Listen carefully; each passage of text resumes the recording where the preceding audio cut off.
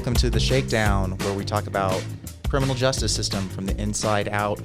My name is Ryan, and coming to you live from my phone from Houston, Texas is Malone. Hey, I'm Aaron Malone. Each week, we tackle a different question and try to answer it. This week, we're going to ask the question, do we need prisons? And this question is a big question. We're just going to start by saying this is probably going to come up more often. Everyone is probably going to have thoughts. We're happy to have this as an ongoing debate. But for this episode, we're just going to start with our initial thoughts about prisons, why people think they're here, do we need them, why do people think that we need them, and just based on our experience from being in them for an extended period of time. So most people, their argument for having a prison is that when people commit a crime, what do we do with them? We have to put them somewhere.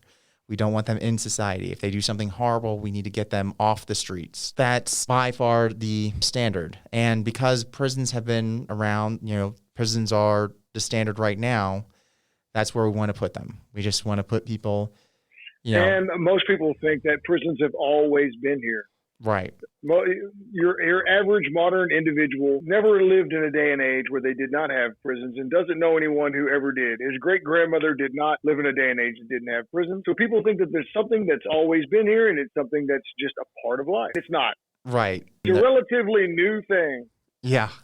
Adam and Eve did not have a prison in the Garden of Eden where all the bad people went. This is a relatively new invention, along with police and other things, surprisingly enough. Even nowadays, actually, not all places have prisons. Not all societies use prisons. That's not how they deal with people who have deviant behavior. Eskimos that I've read about, they all actually have like these kind of singing duels when there's some sort of conflict that they need to resolve. But they definitely don't have... This is a form of punishment for them?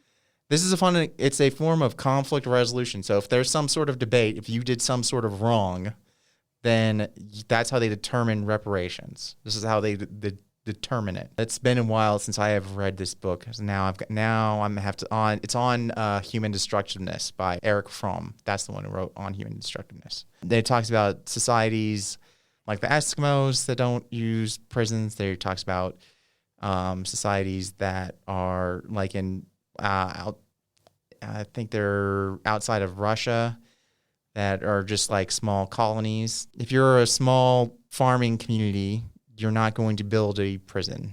There's no point in that. They have to find other ways of dealing with disputes. A big dispute is, are you harvesting on somebody else's land? You're stealing from them. That's a lot of stealing. That's a lot of stealing. It's a lot of stealing. I mean, that's grand larceny, going through and stealing a whole plot of somebody else's harvest. Hard work, that's stealing. Right. The big thing I got from reading about these cultures is that it's not really even about what happens when there is a dispute or when something happens and the fact that they don't use prison. The bigger part is that the whole community is involved. They get communities involved, and that's a big part of it. I've read some very interesting things on this as well, of different societies in the past and how they dealt with criminals or people with deviant behavior, or for that matter, the insane. A couple of the more interesting ones that I found, the one that captured my imagination the most was when the Shaolin monasteries were the most prominent sort of center of communal life in China. Whenever every little city or village surrounded a monastery, had one in its vicinity. In some of these places, they would get somebody that they couldn't deal with. They couldn't get them to stop their behavior, so what do you do with them? They would bring them to the monastery. They'd bring them to the monk, and these monks would take them would sort of take them in. They would assign a monk to this person to be there next to him, and someone that had exemplary behavior that they wanted to instill within him. Of course, these monks are like kung fu masters, so the guy's not going to get away from him. The guy's not going to be able to beat him up. He's not going to be able to not do the regiment and all that. If he decides he's going to get violent, or try to run or anything, the guy was more than capable of stopping him from anything. And they never hurt the person any further than was absolutely necessary to get them back on track. And whenever they felt that the person was ready to go back to their families, they brought the brand new man out of their monastery to the family. Oftentimes very enlightened. That story I read right there, I can remember whenever I was in prison, especially in the early '90s, and things were very violent and dangerous, and the place was a lot crazier than the prison that you came to. I sat and I was at one point was writing a book on this subject on how to turn Texas prisons into a situation like that. In my mind then, I still thought that prisons was an absolutely necessary thing, didn't need to be done away with at all. I just was trying to come up with a way in which prisons could actually accomplish the said goal of making people better. Of course, I did not really know at the time or really think that people don't really, at the core of the problem is that people don't care if you get better. As a matter of fact, they don't want you to get better. They don't like you and they just want to be rid of you. Right. That is a huge part, is that it is an easy thing to just throw someone into a prison. You reminded me about when I went to county into jail, which is where you're held until before you go to prison. When I was in jail and I was in an ag tank, which is when you have a serious crime, when you've had an assault or a murder or a manslaughter or something like that, where you've harmed someone, you go to what is called ag, which is like an aggravated. Not aggravated as in you were aggravated. Of course, probably everybody in jail is a little bit aggravated. Right. But aggravated as in the charge that you're there for is considered to be more severe than some common misdemeanor. Right. So when I was there, because my charge was manslaughter, it was an aggravated charge, so I went to the ag tank, is what they called it, with all aggravated offenders. One day, most of the guys there, they're 20s and up, is what I'm looking at in there. Most of the guys actually are it's late 20s and up. And then all of a sudden, this 16-year-old shows up in the ag tank, and we're all wondering what the heck's going on with this kid. He is scared out of his mind when he gets into this tank. Guys start coming up to him and start talking. Well, what had happened with him was that he had been doing drugs and stealing, and his mom was sick of it. This is the first time he got caught by the police. When he made his call to his mom was so sick and tired of it. She said, you know what? Told the officer, said, you know what? You need to send him to jail so he'll learn. So they did that. And they made sure he went to the ag tank. This kid his dad wasn't around. His mom was the one who took care of him. He comes to this tank and he tells this story, and these guys are all over him. They love him. They all want to look out for him. This kid who's been getting no attention and has no father figure in his life, now everyone wants to be his dad. They want to go out to the rec yard and play basketball with him. They're laughing and playing jokes with him. He's playing pranks on like these big ass dudes. Big ass dudes? Yeah, big ass. Like, I'm talking, like, yeah, these are guys that I'm not messing with in the county jail. And he's sitting around playing pranks on them, like at chow time. You said big ass dudes on your podcast. Well, you know, we're keeping it real here. So, it's a prison podcast. Yes. It's actually very clean compared to how we talk in prison. Exactly. Especially how I talk. Yeah, I talk in regular life. Considering we're going back to those days, yeah, I expect plenty more prison talk, prison slang, and cursing to come out. So that's how it goes. All right. I'm sorry I cut you off. No. The big ass dude. That's a good point. And I'd also like to point out, if you hear Malone refer to someone named Brainforest, he's talking about me. Just so everyone is aware of. Not Brainforest, Rainforest. You know your name. Did you say Brainforest? I said Rainforest, but I kind of like Brainforest now. I kind of like that name. I think you need to roll back the tape and see if you actually said Brainforest. We'll check it in editing. I'll verify there. Rainforest is Ryan's prison nickname. Oftentimes people come to prison, they get a second name, or in some cases they get multiple names. Right. And if you've noticed, well, you probably haven't noticed because you're only listening to him, but Ryan Rainforest has very red hair.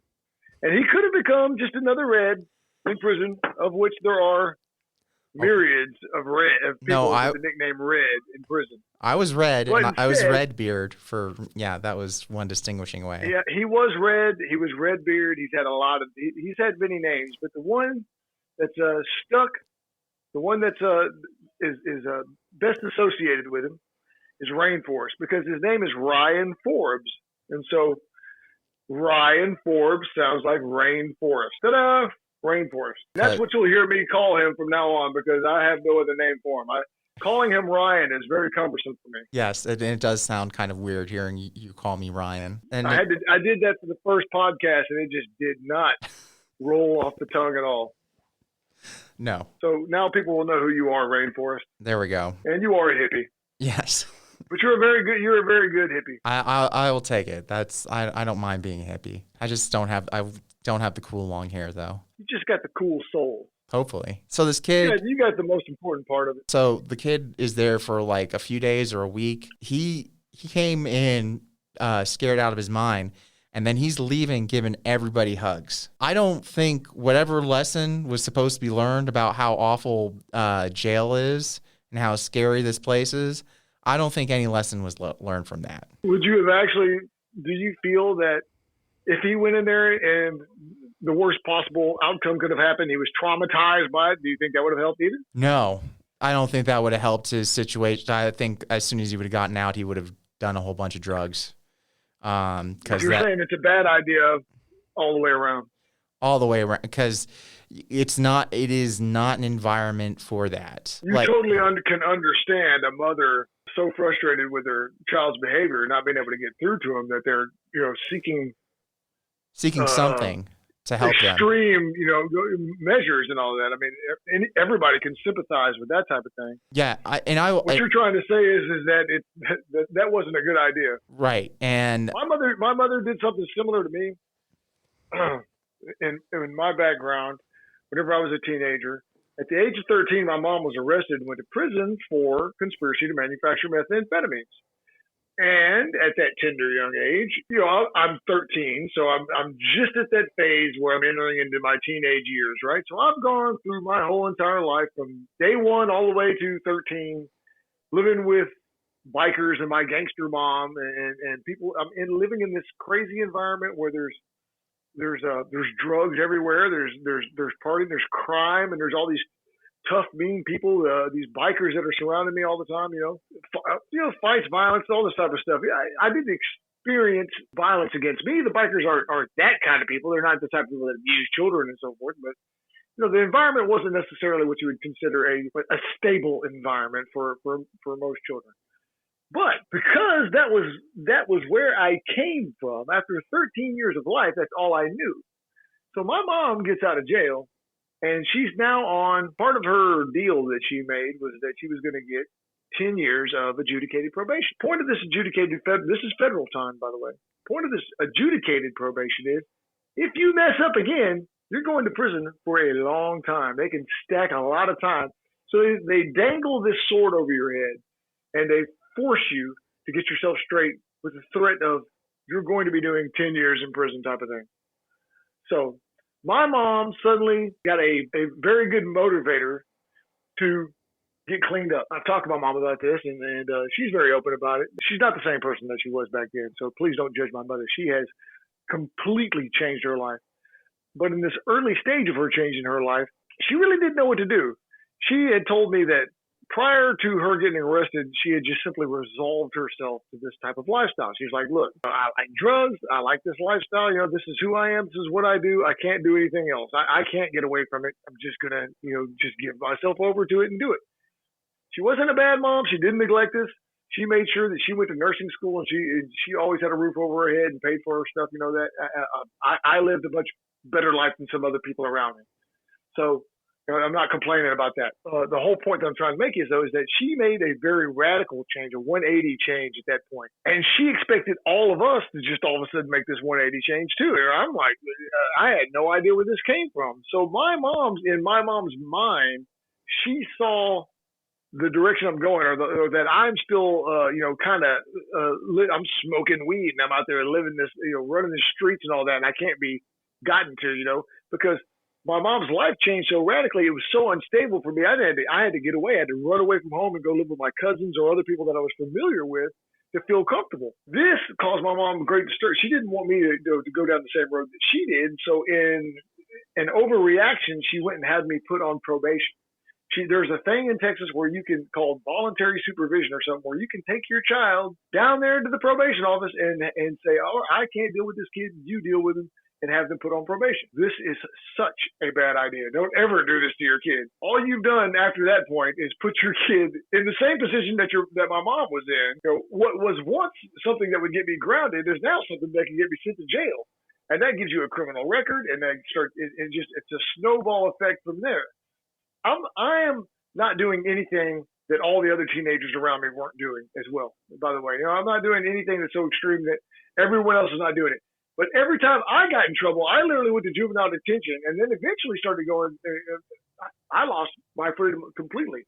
After my mom got out of prison, I ended up going to orphanages and homes and all this other type of stuff. And it was a very counterproductive measure to try to include the criminal justice system in your child's behavior management. Let this be a lesson to you. Do not do that to your kids. It's not going to work out how you think it is. Maybe desperate. Just hold on. Your kid's probably not nearly as bad as you think he is. Well, the other big thing is that kids, their brains are not formed yet. It's not even just not that their brains aren't formed yet.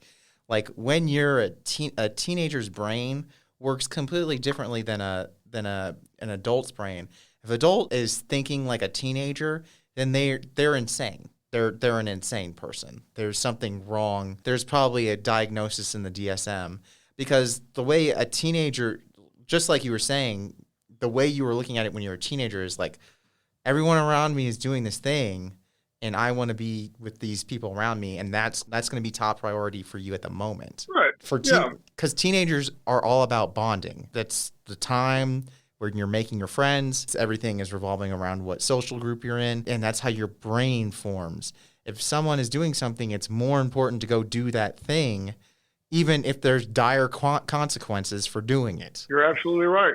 The consequences are something that the undeveloped, immature brain doesn't quite fully grasp, the perspective on time and so forth else, and that something could be so detrimental that it could cause harm irreparably. Those things aren't really registered in the brain of children and teenagers. And on top of that, then there's the other side of it, that the over-important, making mountains out of molehills type of thing that teenagers do out of every little issue. So, things that as adults, you look back and you see teenagers and how I didn't get to go to the concert. It's the end of the world type of thing. I broke up with this boy.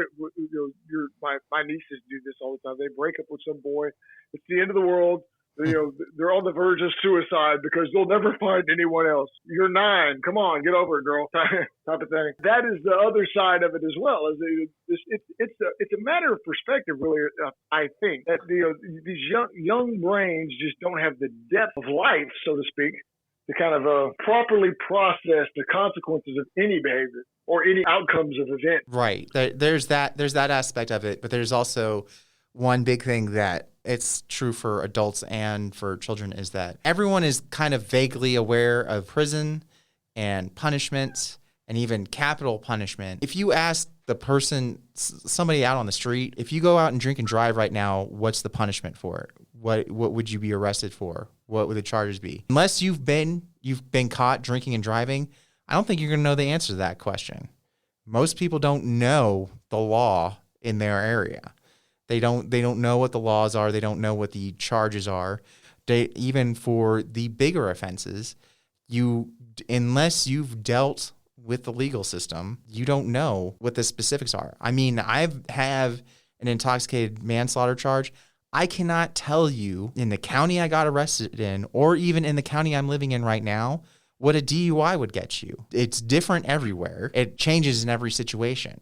It's not consistent. This is supposed to deter people, which to me is unbelievable. Yeah, you're talking about jails as a deterrent and how punishments are just meted out between one person and the next for the exact same crime in a way that's just, it doesn't even make sense to me. I mean, we talked a little, when we mentioned before, we've been talking about my past a little bit. I did 30 years in prison. That was mentioned in the last podcast. And I didn't have to do 30 years in prison.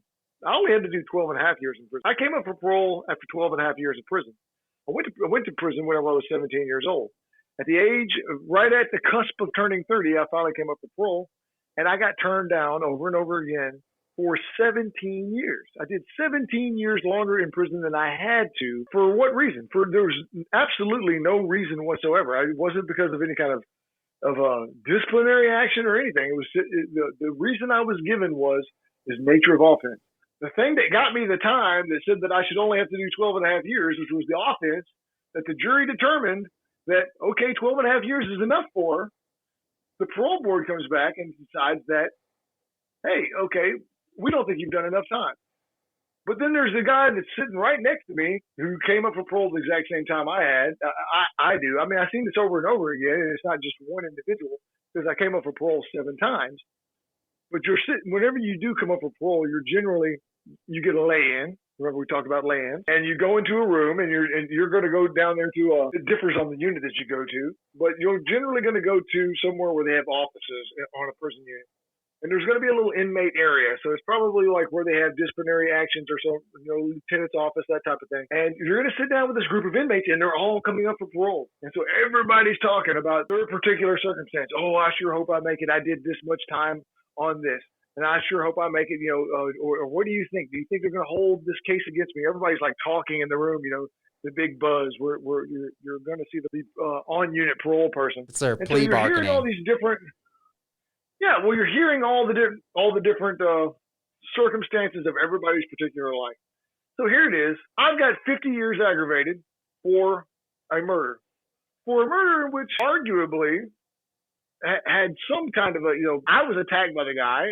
We took his knife from him. We didn't have to kill him, but we did. But I'm sitting across the room from a guy who has a life sentence for a home invasion murder where he was going to broke into someone's home to steal from them. They surprised him, and he ends up killing them. And he's got a year or two less done on his sentence than I have on mine.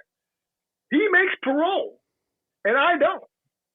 Less time than this guy's got, lesser offense than this guy's committed, more time done on the offense than this guy's got. He gets parole. I don't.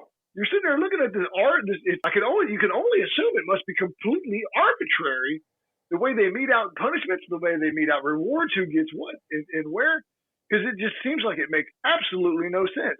So if you're trying to use prisons as a deterrent, I got to admit that most criminals must think that they're going to get away with it to begin with. And if they don't think they're going to get away with it, they can at least kind of cling to the hope that they're going to be one of the lucky ones that make their first parole or get a light slap on the wrist because all of that is there. There was a guy that was on Stringfellow before. He was one of the guys that left with the evacuation in 2017. So whenever I met you, was after the evacuation. There's the before evacuation and the post evacuation Stringfellow rainforest. So you'll hear me refer to that sometimes. Anyways, this guy's name was Nico. Nico lives out here in Houston somewhere. Nico also had a intoxicated drunk driving case like you. Nico was high as a kite. He's in the car. He's with a friend. The friend is also high. Gets in a car wreck. The friend that's in the car with him is injured, not killed, injured. Gravely injured. He's badly injured, right?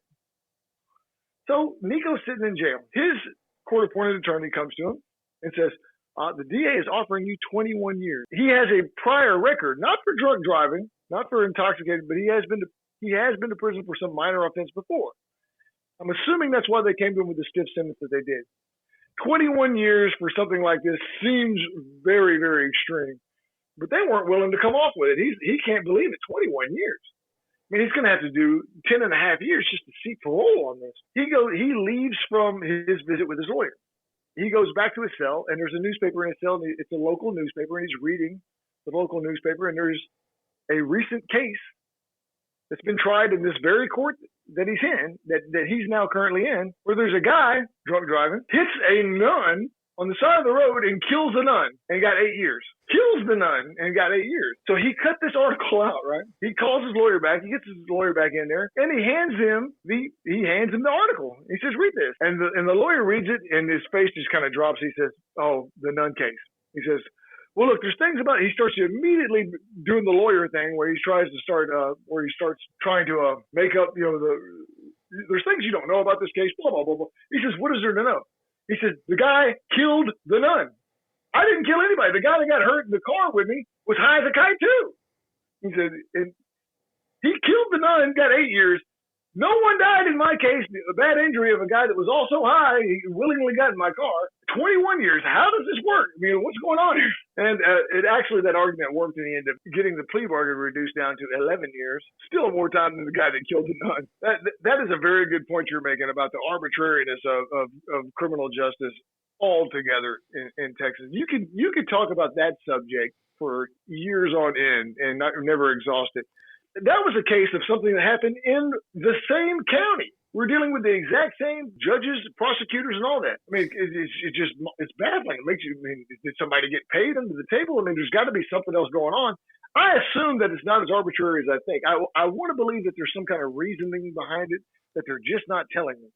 So somebody knows somebody type of thing. It doesn't really matter one way or the other. Right. The perception of the arbitrariness of it is the point. The point on any punishment for it to be successful is it has to relate to whatever happened, and it can't be seen as arbitrary. If it is seen as arbitrary, I'm sure anyone who has kids can tell you, if a kid does something wrong and then you punish them a week later for it, they're going to have no idea what you're punishing them for, and it's not going to make a difference in the behavior, because you're taking so long to punish them. Right, that makes a lot of sense. You'll go to jail, like a lot of times you'll get caught, you'll go to jail immediately after the whatever happens. But then the whole process of going to prison, that takes years to do that. So the whole thing about going to prison, there's that, first off, the direct correlation, it doesn't relate. And it also it doesn't seem related. Well, let's go into the arbitrariness, because if your kid is caught shoplifting and if your child feels like he's going to get punished one way or the other, whether he does something or whether he doesn't do something, or if you feel like, punishments are meted out more extreme for things that are less severe, or, whatever, he's not likely to understand the consequences of any kind of behavior. Yeah, if you're unpredictable with your punishments, if you're totally unpredictable when handing out your punishments, then then your punishments are not going to prevent anything. They're just going to do anything, and then the person is just going to they're just going to try not to get caught. That's going to be the whole name of the game. And we know from being in prison that's the name of the game in prison. Yeah, that is with the way that the way that they write rules and so forth in prison is just ridiculous. You can't possibly live by the rules, and they're written in such a way that if they want to, they can always just come in there and find some rule you're violating and punish you for it. I had the hardest time explaining this today. I had to try and explain this today with how when COVID hit, and first off, I had to explain that for both of us, the hardest time that we had to do in prison was at when we made parole, and then we got to the treatment, like the part that was supposed to be rehabilitation, the pre-release rehabilitative thing. Yeah, the pre-release. So here's the thing about prisons, at least in Texas, there is very little they offer as far as rehabilitation that the state offers. They have their own. It does change depending on what units you're on, but like the ones that we were on are just places to throw people away. Stringfellow unit is just a toilet for humans. Yeah, but like Stringfellow, think about what they offered. Everything they offered was either from like religious groups, like from the church or from the Jewish program, or from an outside group, or like Bridges to Life or whatever. That's from a church. That is not something offered by the state. The only things that you could maybe say were offered by the state were like changes in cognitive intervention. But those are technically offered by Windham School District, which I guess you could say, okay, maybe that's part of the state. And you could say carpentry, plumbing, and trades. And then if you're on one of the 2 units that have college. And all of the 100 units that are in TDC, there's 2 units that have college on it. But that's your rehabilitation. You have 2 classes that are on most every unit: cognitive intervention and changes. Changes you can't even get to until you've made parole. Cognitive intervention you can take once, every like 10 years. The trades and everything are not available on every unit. Maybe there's a maximum of 2 on any given unit from what I've seen. So when you make parole, now all of a sudden a lot of the condition of parole is that they'll put you into a program upon release. Which is also arbitrary. Not everybody gets that. Some people get walk out the door for whatever reason. Some people walk right out the door, and other people have to go to some kind of program. I mean, unless you're like some kind of sex offender or something like that, all sex offenders have to go through a program. They have a much different condition. I'm assuming that most people that are there for some kind of drug-related offense also have to go through some kind of treatment before they leave. Although that's like Ben David didn't do it. The guy that we know, Ben David could have his own episode right there.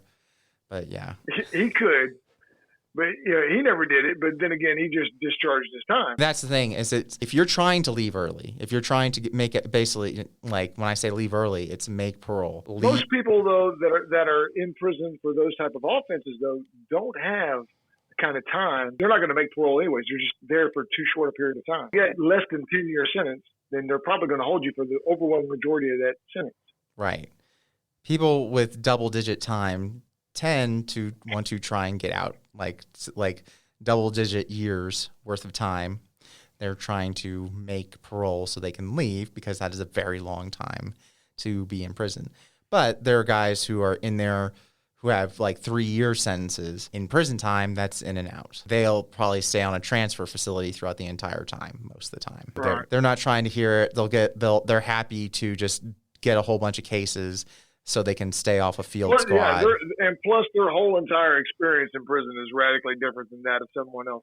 I mean, that's a whole another episode in and of itself as well, Randy. The difference between me, I have to make parole to get out.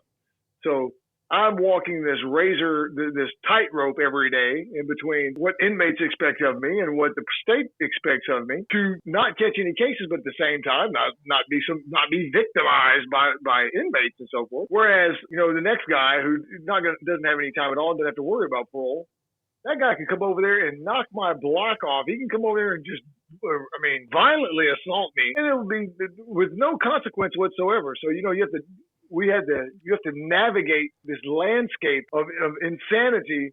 You're trying to avoid those kind of At the trustee camp, this is what we would see all the time. Trustee camp is minimum security. So there's no fence. Well, there's usually no fence around it. There was a fence around the trustee camp at Stringfellow, but it's the minimum security for inmates. I was on the trustee camp, and a lot of guys at the trustee camp, they usually don't have a whole lot of time either, or they're usually not there very long. They're usually they're about to make parole. Like I couldn't even go on to the trustee camp until I was close to making parole. I saw happening all the time is there'd be a guy who'd be walking on cloud 9, be telling everyone how excited he is to make parole. He'd be telling everyone about his plans.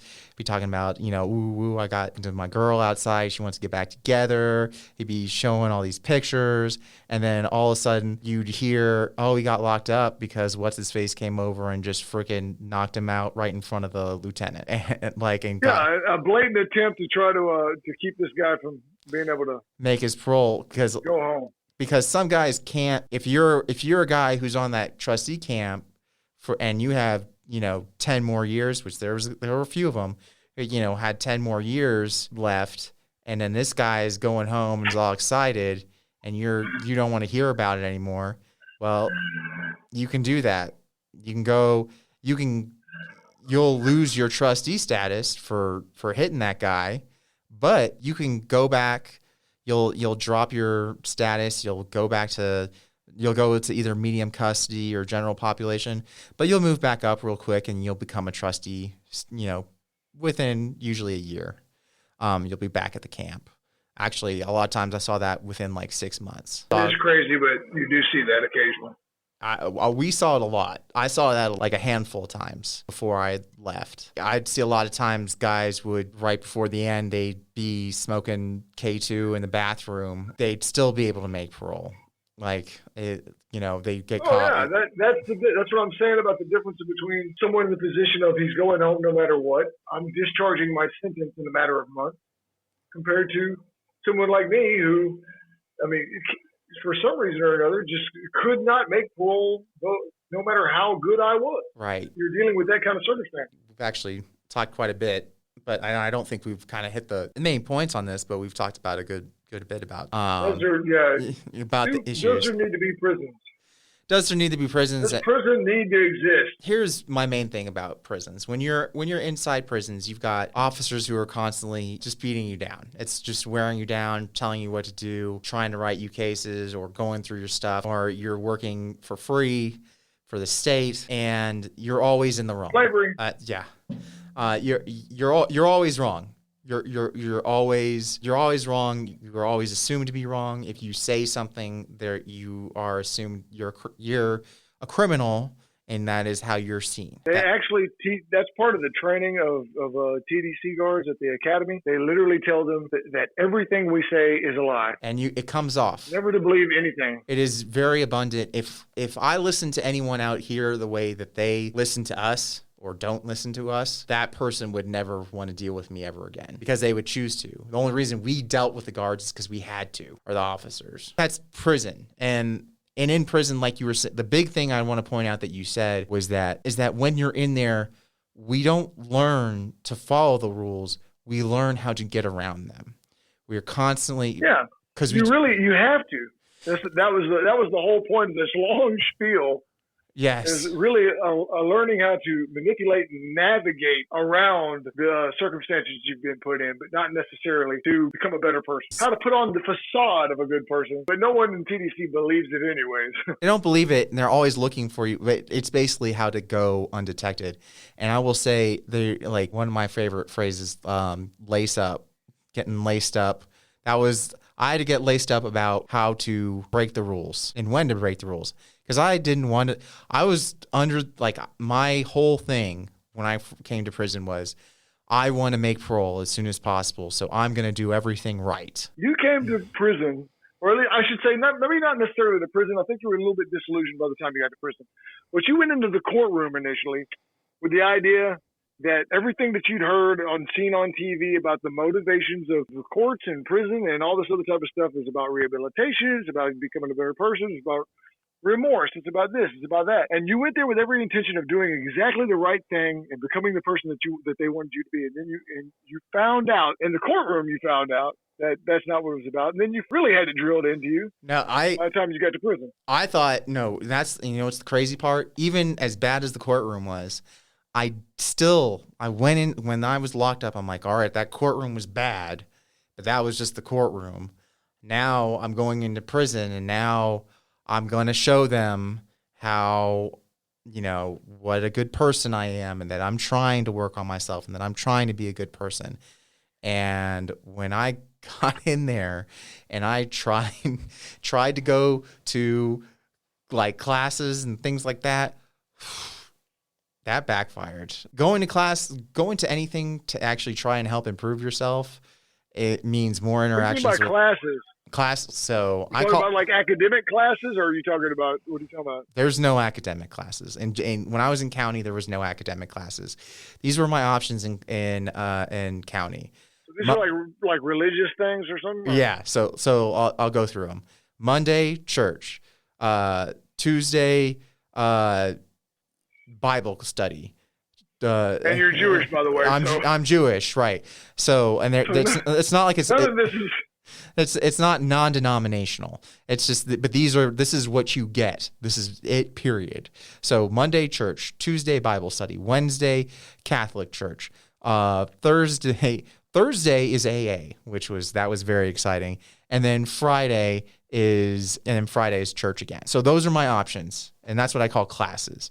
And so I'm not going to church, but I'm going to this Bible study because I want to study the Old Testament as part of the Bible, and I want to study it some more. I actually go in there, and I'm asking. One thing was these volunteers that are coming in and doing the Bible study. That was hard times for all of us on that one, especially me being Jewish. I was like, I'm gonna have to remember the story about me asking questions and the Aryan Nation guy right behind me with the swastika tattooed on his head following up. But we're gonna save that story for another day. Those are what I'm calling classes. It's nothing. really. No one's recording any of this either. The only person who would record it would be me. And I'm not recording it because I'm like, once again, I'm just trying to show that I'm a good person. Every time I try and leave, because they call out when one of these things is going on, and then I go with the group, but then you have to interact with officers along the way. If someone acts up in your group, then the whole group is in trouble. It's not just one person or whatever. This is now the whole group is, or maybe someone in a whole nother pod just a riot just started, and now you're going to be locked down in the hallway, and you're going to be sitting there for an hour, and you're stuck. You don't know what's going to happen. No one's recording and going, man, Ryan's a really nice guy, and I think he's really rehabilitated. No one's from the parole board is there. Parole board is taking note. None of the guards are recording your behavior. None of their opinions about you would matter anyways, even if they were. No one from parole knows anything about you whatsoever, other than some basic statistics that they're seeing on a piece of paper that have no reflection on reality whatsoever. But if you asked your average inmate that was living on a dorm about Ryan Ford, it would be a completely different story. The opinion you could get from there would be very accurate. I could pinpoint people that were going to come back to prison very easily. It's not hard to identify if you're living in a prison environment with someone who's learned their lesson and who hasn't, or who's coming back and who's not. I totally agree with that. Oddly seems like they oftentimes choose to send the person home who's a 100% guarantee that he's coming back to prison over the person that 100% not. You were one of the rare cases that made your first parole that was a certainty not to come back. But then again, there were some extreme circumstances that were surrounding that as well. To me, the only reason I made parole was the planets aligning. That's a good breakdown of what's going on in prisons. As an alternative, before I went to prison, I went to treatment. Why did you go to treatment, Ryan? I went to treatment because I was drunk when I killed someone. And I went to treatment not because I chose to. I went to treatment because my lawyer recommended to my family that I go to treatment. And then my family recommended to me. Why did your lawyer recommend this, Rainforest? Was this a part of his legal strategy for the courtroom? He thought it would reflect well upon you. He thought it would look good, I think, in the courtroom. He thought, honestly, I'm not entirely sure, but he probably did think it would be a good. What my lawyer was thinking of is what he wanted, I think, from me was he wanted to take my trial to a jury, in front of a jury. And if I went to treatment, that is something he could have presented in front of a jury that would have looked very favorable for me. Immediately after the accident, I went into a treatment facility, that would have looked very favorable for me. Now, I wasn't thinking about that because at the time, I'm just trying to stay out of prison. I don't want to go to prison. I'm going to do everything that I think would be the best thing for me. I'm not thinking about any issues with alcohol or anything like that, because it wasn't like I was drinking every day in my case. It was the fact that when I did drink, I would drink too much. And on top of that, I had epilepsy and seizures. And so my family and I are kind of blaming the seizures at this point. I had a seizure and blah, blah, blah, blah, blah.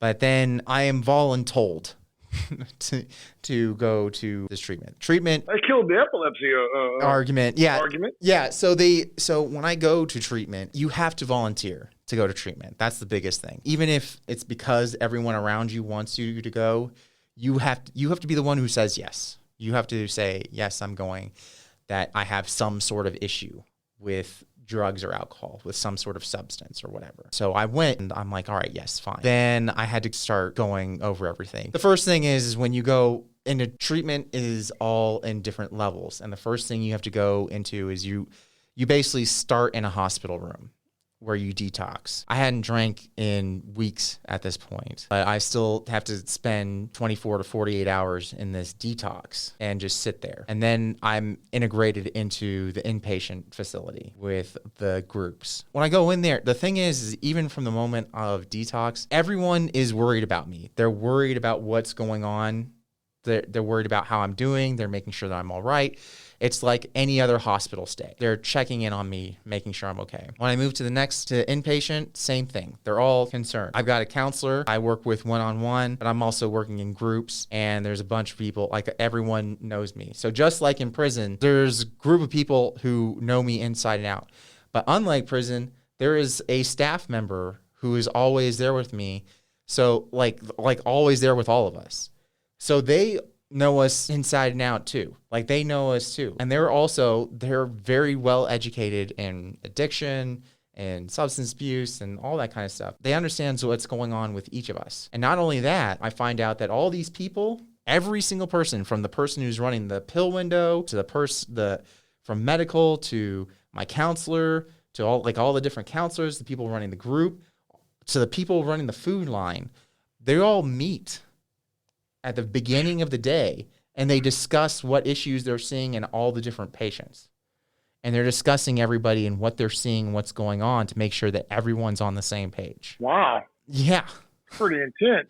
It is super intense. And so they know exactly what is going on and who's pulling what. Look, very personalized treatment there. There was one time where there was this one guy who was super antisocial. He had a lot of issues going on. It wasn't just substance abuse was like a side issue from the mental health stuff that he had going on, and no one wanted to deal with him. He reminded me a lot of my cousin who has like autism. So I went and talked to him, and I was when I talked to him, he calmed down a lot because I had a lot of patience with him. I remember one day, one of the nurses actually got fired because one of the patients said that she had violated HIPAA, which it's really easy to violate HIPAA.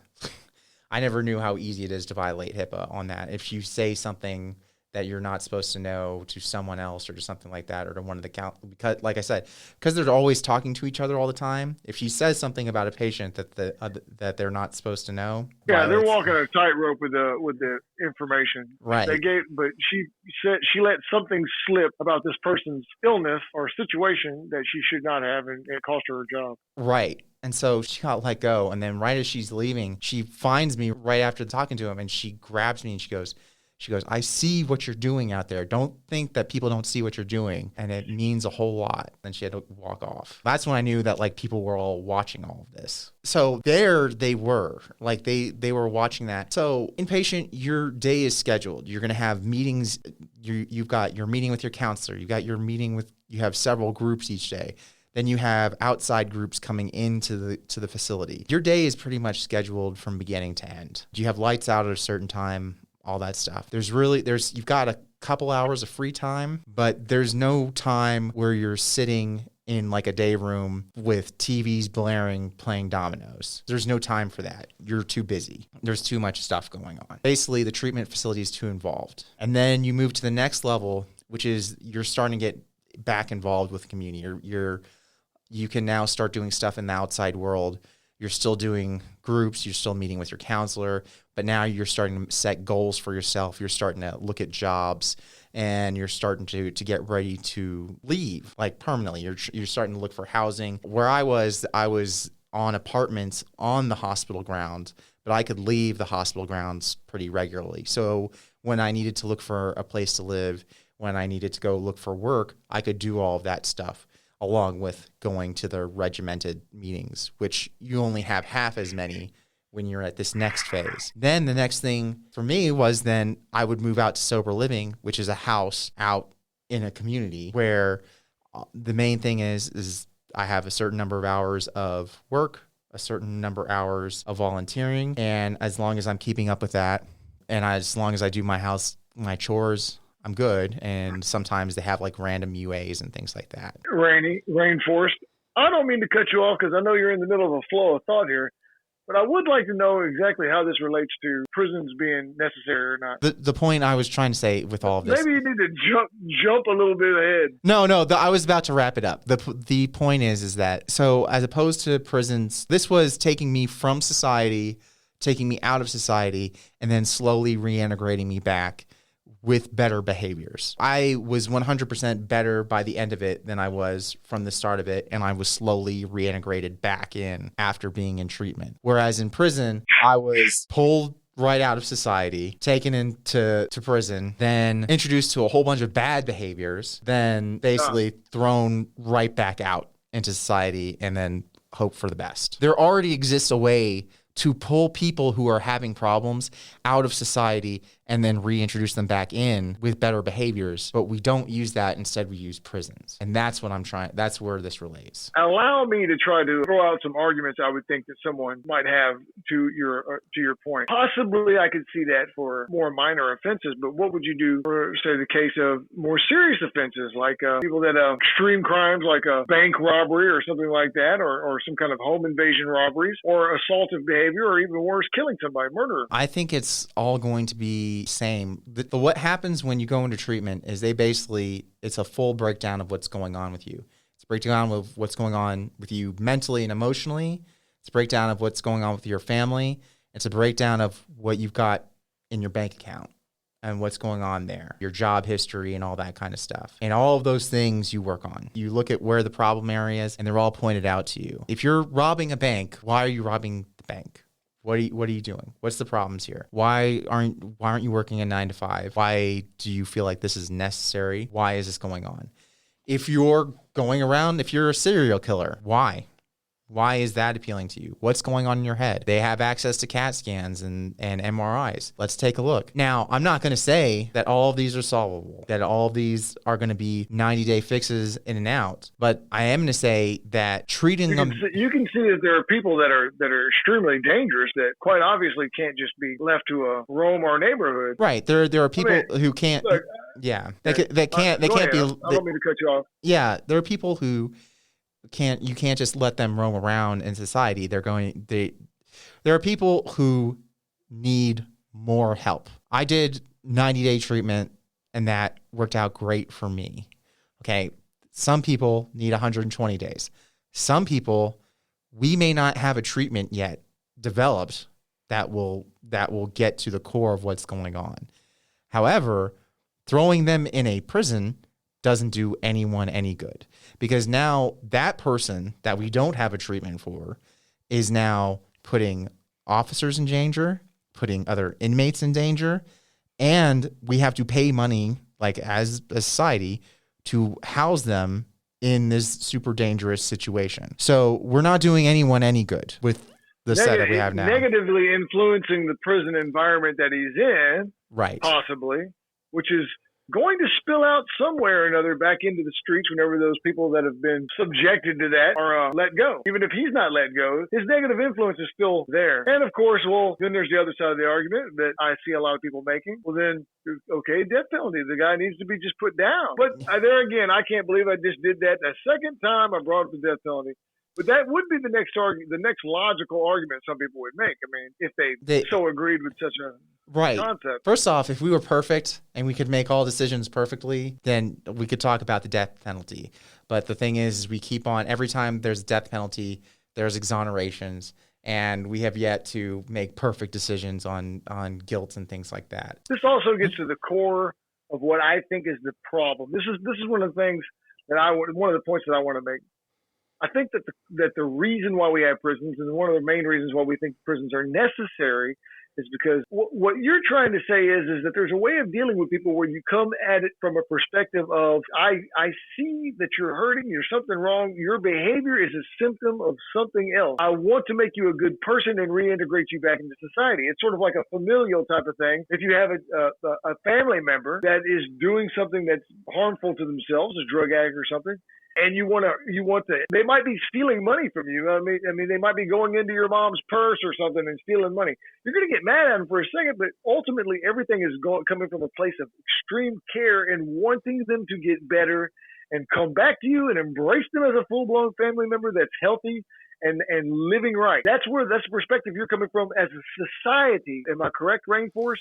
You want to see that same concept. That is absolutely correct. But we're not seeing that. Instead we have this very cold mentality of us and them, and there's people that are bad, there's people that are good, There's people I don't like. And I like the idea of just being able to get rid of those people. Just being able, I don't have to look at them anymore. I think it's just as criminal and just as harmful as any crime that someone might do. That attitude, I think, is a cancer in our society. Right. It's a cancer in American society that goes to the beginning of its society, where we had an us and them mentality about different races and so forth. The idea that someone could be so callous in their heart as to think that it's okay to enslave another group of people. People would wake up every morning and go to work, and it was just, this is how daily life is. Yeah, I beat these people into making them work for me, and they didn't have any problem with it. They saw it as normal. Now we're aghast at it. We need to get to that point where we're aghast at the concept of sending someone into a cage, putting someone in a cage. I totally agree. Concept. And a matter of fact, we are enslaving those people just as well. It is the exact same thing as slavery as far as the labor part goes. We are doing exactly that. That's absolutely right. And I want to say something else, because some people, it's hard for them to get the moral aspect of it. So I'm going to argue from just the productive aspect of it too. Like, there was another guy I met at Ramsey, and he, very similar to the guy I was talking about in treatment, he was not mentally there. In fact, the first time I met him, he thought he was talking about how he was an alien from another planet. Ramsey has a lot of cases like that. Anyone who's young and who's there is generally has a lot of mental health issues. The reason he was there is because he had stabbed his uncle 45 times. Oh. Yeah. So he had some serious time to do. The thing about him is that when he says that, like, you wouldn't believe it, because he's a small, timid guy. He doesn't seem like he's going to go out and go into a rage. But the thing is, he's not mentally stable at all. And you could see that he's very much affected by his environment. You could watch it change based on what's going on around him. He kept on getting moved around because he liked to talk to himself in his cell, and he's got all these mental issues, and you can only imagine living with someone who's got mental issues inside of I've been through that. That is horrible. Yeah. That is horrible. People kept on getting out of the cell. Well, finally, this one guy thought he could tough him out of his mental issues. Be like, look, you're not going to do this. You're not going to do this. You're not going to talk to yourself like that. It's like, I'm trying to sleep. I'm trying to do this. He's going to be the tough guy who owns the cell. And then one day, the guy who has mental issues was doing some drawing on his bunk, and he spills all the ink in the pen, goes all over his cellie's bunk. So now the cellie walks in and there's ink all over the bed. And he's like, next time you come in here, it's on. Know what time it is. He's panicking. He's panicking about this, about the whole thing, about what's happening. He's in a total panic, and he's sitting there just right outside the cell door the whole time, just talking to him, just, trying to plead bargain with him. Please I don't want to fight you. I don't want to fight you. And then count time comes around. And this old man is doing count, and he's trying to move everyone to the other side so he can count everybody. And he won't get away from the cell door. And the old man's yelling, count, count, count. Finally walks across the day room to get to this guy. And he says, hey. And then the guy turns around and just knocks the officer out. Knocks him out, starts beating him down, and then picks up this clipboard and breaks the clipboard over the officer. Inmates start charging. This was a panicked response. This was having to rather than have to go back into his cell and deal with his cellie. Right. He was in a total state of fear, like, at this point, because he knew if he had to go back into that cell, if he had to deal with anyone, he was about to be attacked. Right. He beat that officer up, that old man. Old man had to go to the hospital. Inmates tried to pull him off. He ended up getting more time, probably. More than likely. Got an assault charge, and then went to SEG and probably had to do about 10 years in administrative segregation before he was eligible to get out of that. Yeah, he's going to be in SEG for a long time. And also, when he's alone, he's said it many times before, like, if you leave him alone, he will torture himself. He hears voices. He hears all sorts of stuff when he's left alone. He likes being around a lot of people. So to go to SEG, which is solitary, would be the greatest torture of all for him. I have heard stories of what happens to people who self-tattoo themselves and cut off appendages and stuff like that in SEG. We've seen some issues like that in Stringfellow. I was for a while there in prison, for years, I was a janitor, an SSI, which is what the common colloquialism for a prison janitor is. What that means, I'm not really sure exactly what SSI stands for. I was in SEG on Darrington, and Darrington has one of those very old school cell blocks. They have like 4 large cell blocks that they use for SEG, and it's the old kind, right? The kind that don't have tables in them. The kind like you see on Stringfellow, the cells there, except there's only one person living in. And there were guys that were in there that had been in SEG for 20 years or more. They've been sitting in a cell by themselves for 20 years or more. And I can tell you this: there's a certain point at which everybody gets being alone by yourself in a cell like that all the time for years and years is going to have an effect on everyone. It doesn't always like really severely damage people, but no one comes out of there unchanged. Some of those guys, they were gone. They were just absolutely stark raving crazy. And it was the time alone that it did it. And the isolation. The real kicker on this story about this kid is that he'd gone to the officers like every day before that, so many times, multiple times a day, saying, "Hey, I'm having issues with my cellmate. Can you please move me?" I'm like, and he broke it down for him. He said, he's like, "Look, I have issues. This guy doesn't understand, and it's about to get real bad. Can you please move me?" And yeah, that's another bad thing about Texas prisons is their classification situation and how they don't care, whenever you come to them with things like that. The way that they do put people in cells in prison or put people in any kind of living environment is completely at random. Imagine this, people out there in podcast land that have never been to prison, go and get your bed, take your mattress and move it into your bathroom and whatever else you want to take with you. I mean, you could take your common, living items in there. I would even make it more comfortable on you than we had in our cell. Take your TV, take your CD player, that type of thing. And then drive down the street, find some complete stranger standing around that hates your guts more than likely, and pick them up and then move them in there with you and stay in there for 2 weeks with that person. Stay inside that bathroom for 2 weeks with that person. Tell me how you think that would turn out. What kind of and that's what cell block situation in prison is like. You need to find someone with a drug problem. You have to have that. Find somebody that is an absolute racist and that's of an opposite race of you. Completely hates you.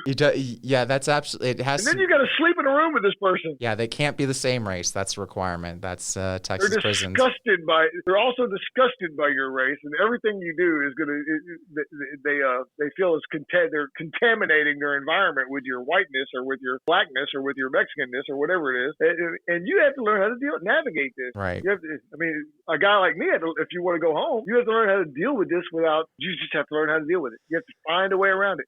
Or oftentimes there is no way around it. You're just simply going to end up in some kind of violent situation, and you can talk to the guards, you can go talk to the rank, whatever, and they don't care. They ignore it. They want you to get into fights. They want it to end up being that kind of a situation. I would say this as someone who used to be married. If you're married, you and your wife have to live in the bathroom. All your cooking, you change. When you get back home from work, you have to immediately go to the bathroom. That's anything you do has to be with your partner in the bathroom. Then you're going to have to live that way for an undetermined amount of time. See how long that relationship lasts, as much as you love your partner right now. That is kind of funny because there's been circumstances. The way over the years in prison, one of the ways I learned how to just deal with that is just tune it out. And that's got its own dangers and all that. You can't do that really altogether either. One of the few luxuries that are allowed in prison are radios. They sell radios on commissary that have headphones. And so I would just put my headphones on and completely tune out the rest of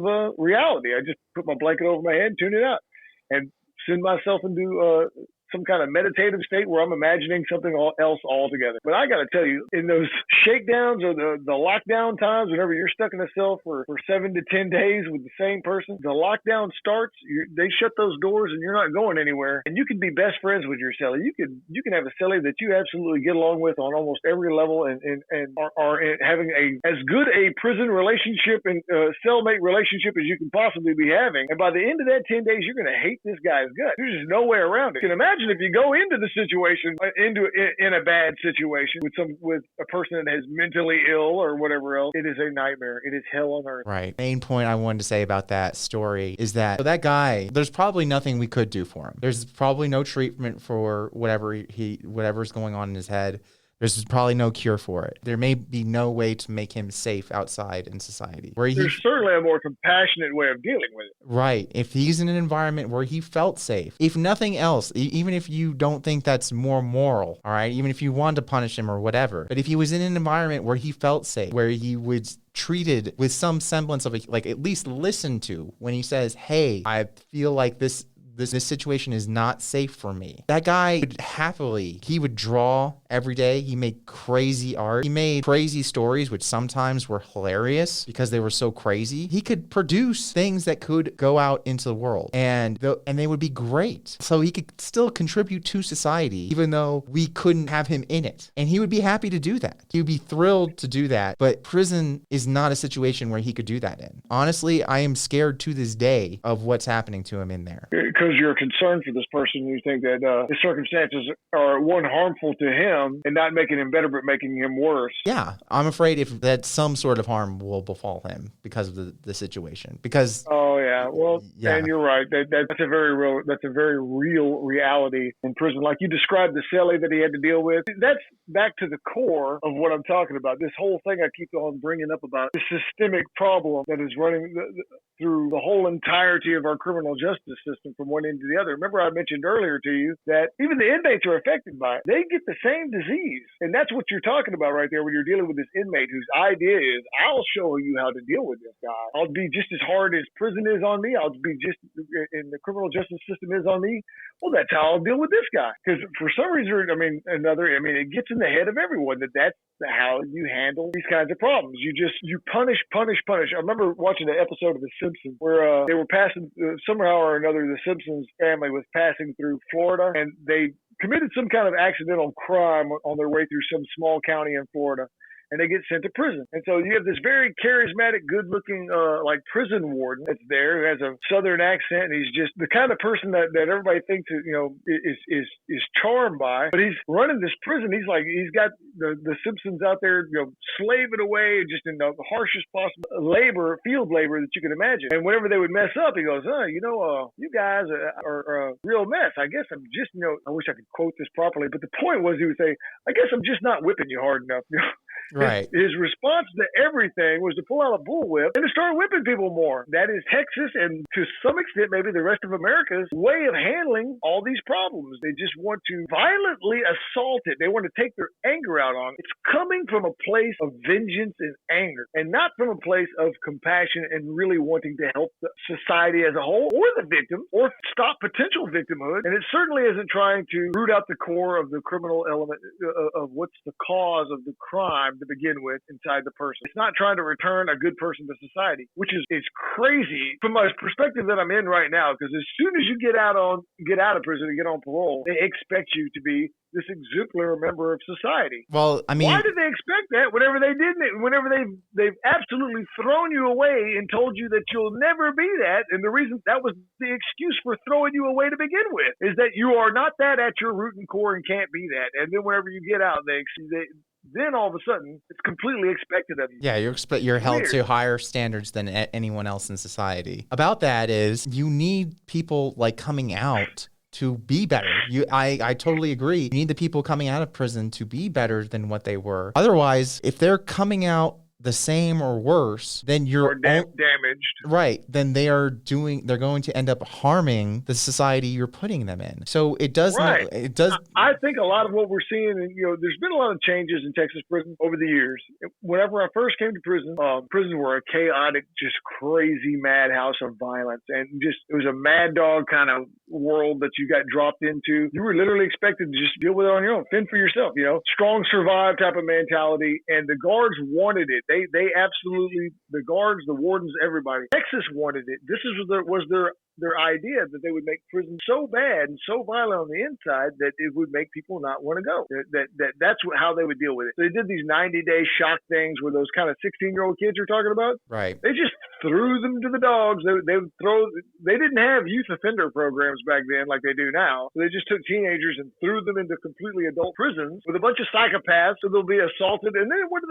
They don't come out of of prison, oh my God, I don't ever want to go back. They come out of prison 10 times crazier than they ever were before. They come out of prison with with now this survival of the fittest mentality. Do you remember the case of the guys that drugged James Byrd to death in Jasper? No. The guy, the dragon case that happened. I think it was either in the early 2000s or something like that. It was a group of guys that were part of the Aryan Brotherhood. They got out and they committed a horrible crime of dragging a black guy to death in Jasper behind a truck. They drug him behind a truck and he ended up dying. Horrible, horrible thing. And everybody, I remember when it happened, everybody was just dumbfounded. What was the purpose of this crime and all that? But whenever they talked to the parents of the people, especially one of the guys, one of the ringleaders of the whole thing, he was talking about how badly he was assaulted by blacks in prison. This was a response to his anger that he built up from the outright racism that wasn't just allowed, but was encouraged in prison in the early 90s. We're getting into a whole nother area here, but whenever I came to prison, prisons were all self-segregated. The inmates segregated themselves in every situation they could. For cell blocks, the inmates didn't have any control over who you had for a cellie or things like that. But when you went and sat down in a day room, remember what a day room is, Rainforest? Yes, I remember what a day room is. When you went and sat down in a day room, they had benches. They have these rows of benches, and the inmates, you'll notice immediately, well, there's all Mexicans sitting on these rows of benches. There's all blacks sitting on these rows of benches. And there might be, if you're lucky, one, if you're really lucky, two benches in a day room.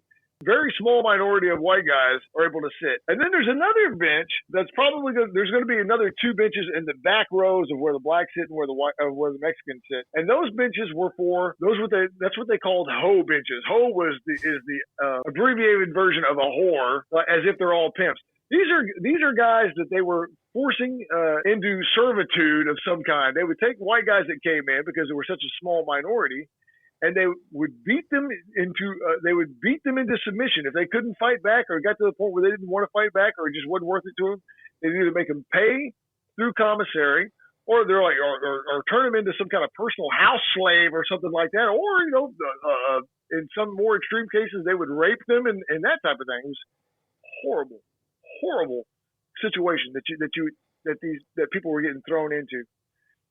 That was the living environment. That was the everyday thing. So when you walked into the day room, here it is, you're looking at these benches, right? You literally had to fight just to sit down on any one of these benches, unless of course you wanted to allow yourself to be somebody's piece of chattel. Well, then you can go and sit down on one of those benches. But if you wanted to maintain any kind of personal respect or semblance of security and safety, then you had to you were going to have to fight your way onto one of these benches, and you had to sit down too. That was another thing, by the way. The guards were going to yell at you to sit down, which was going to make a statement no matter where you sat down. Where you sat down in the day room sent a signal to everyone else in the day room. And the benches, here's another thing. The benches that were segregated by race, that was just the tip of the iceberg. When you got within the races, the benches were all segregated either by gangs or by the cities that you lived in. So if you had two white benches, you're going to have one row of white benches. It was going to be all Aryan Brotherhood guys could sit on this bench. And if you weren't an Aryan Brotherhood, you better not be sitting on that bench. And maybe the front bench would be guys that weren't affiliated with any one of the Aryan groups that they had in prison. And similarly with all the other ones, the Crips, the Bloods had their benches, the Dallas had their bench, Houston had their bench, all this type of thing. How did we get on that? I'm starting to lose. I know. Lose track of how we got there. It's such an extreme memory. It seems nightmarish whenever I think back on it, on how that stuff was. We're talking about I got on that James Byrd thing because we're talking about how people came out of prison much worse than the way they went in. And there were so many extreme examples of people that went in for minor crimes and came out of prison psychopaths because of that situation. I mean, the racism, I can't tell you how many, just from the perspective of I'm white, I'm Jewish. From the perspective of a white guy that came down to prison at a young age, you come down and you're in this extremely racially charged environment, and you're going to be brutally beaten up several times by members of other races that hate your guts just because you're white. I sit in these day rooms and listen to conversations from guys that are in the Nation of Islam and stuff like that, where they're arguing amongst themselves whether it's okay to kill white babies because they might grow up and become a cop and arrest one of their kids or something. I mean, that was the level of what was considered a moderate amongst these people. Whether if you would not kill a white baby, well then you were soft on on white people type of thing. You're in this environment where you're surrounded by people like that, and they are treating you horribly. So you see these guys and they join these gangs. People are aghast at the name of these gangs. Oh, the Aryan Brotherhood. How could you possibly join something like that? But it's because of the situation that they were put in and what it does to your mind. The way that you feel like you need to deal with that whenever you come from from the free world and you don't have any racism or any severe racism at least within you, and you might I've got black friends, this, that, and the other, and then you get there and all of a sudden you're completely hated and you're brutally abused and all this other type of stuff, and you have to harden yourself extremely, psychologically, physically, in a lot of ways and you have to do so really, really quickly. And one of the ways that they do that is by adopting these extremist points of view that they would not have ever had otherwise. Most of these guys would never have come to those kind of conclusions otherwise, but they do. And then they end up becoming true believers in it. They get brainwashed by it. They get out in the free world and keep this kind of ball rolling. It was horrible. It was horrible what it was doing to people. People were not coming out of prison well. People were coming out of prison being extremely dangerous and harmful to others. There's a whole other side of it, of the sexual side of it. There's a real problem with people masturbating in public in prison at one point. Masturbating on the female guards and all that. That's still an issue, but it is still an issue, but it's not nearly the issue that it used to be. But it's still an issue. That also depends. Was something that it was doing. It depends on the unit. Yeah, it depends on the unit. But I think let's hold off on that. We're gonna have to wrap it up on this one because we're going all over the place right now. We are talking about, are prisons necessary? And we started out trying to cover the fact that they're not absolutely necessary, and you know that because they didn't always exist. Right.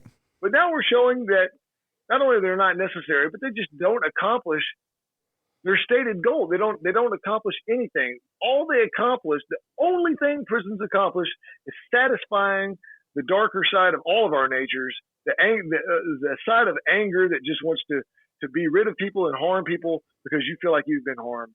And it's a vicious cycle that ends up affecting all of our society. Yes, absolutely. And I think that's what all these stories are trying to illustrate, is that if you sit back and listen to this podcast and piece all these random disparate thoughts together, I hope you come to that conclusion. And on that note, we will call this one a day, and we will continue on next week. Thank you so much. The Shakedown is recorded in luxurious Longmont Public Media Studios, and our theme song, Shakedown, is provided by Envato Elements.